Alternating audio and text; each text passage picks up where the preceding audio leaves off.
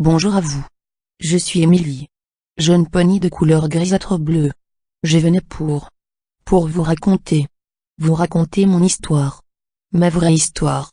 Je suis né d'une union entre un poney et une changelin. D'où un peu mes dents pointues, mes yeux de chat rougeâtre, et ma couleur de fourrure.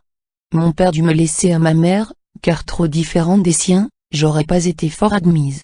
Et donc, je ne l'ai quasi jamais connue. Ma mère, trop occupée à chercher à devenir puissante, pour pouvoir se venger des autres poneys, s'acharnait sur moi pour me faire devenir comme elle. Me façonnant peu à peu son image. Du coup, au fil des années, changeant mon caractère doux et joueur, en un caractère dur et froid, voire sadique. Chaque jour, je prenais goût au sang, et la souffrance. Et mon envie augmentait de plus en plus quand par hasard, je croisais des poneys de Equestria. Eux, si élégants, si aimables. Si courtois. Ça me donnait envie de vomir. Je errais maintenant sur les terres peu peuplées, voire oubliées. Lors de fêtes, je voyais au loin, la fameuse princesse Célestia. Rien qu'à la voir, mon poil se hérissait, et je hurlais de colère. Elle se croyait supérieure. Divine.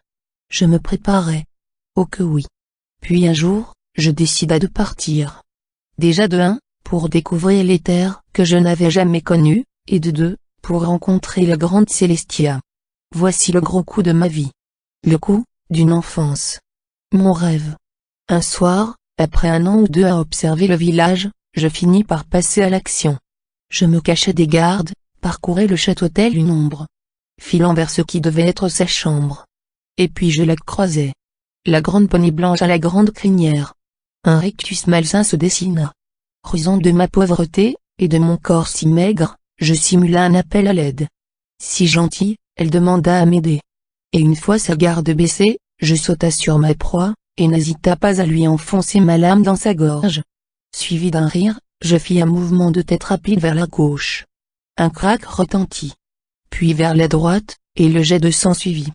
La princesse eut le temps de quelques secondes pour lâcher un cri qui devint vite caché par les montées de sang dans sa bouche. Je voyais ses yeux s'exorbiter. Son corps convulsé. Et puis je ris. Je relevai la tête vers le haut, et replanta la lame dans son cou, posant ma patte avant sur sa tête achetée, et commença peu à peu, à couper la peau. Puis les muscles. Je mentirais si je disais que j'avais eu facile arrivé à l'os de la colonne. Et pourtant, je réussis. Un craquement sortit et la tête se détacha, roulant vers les grandes vitres. Mon crime fait, je me réjouissais de lécher la tête et le corps de la princesse. Puis prit la tête par la corne et fila. Étant le soir, les gardes mirent quelques minutes à comprendre mon geste, mais top tard. J'avais disparu. Si vous saviez. La joie, la délivrance de savoir le cadavre de la princesse là. Toute ma vie, j'ai voulu ça. Aujourd'hui.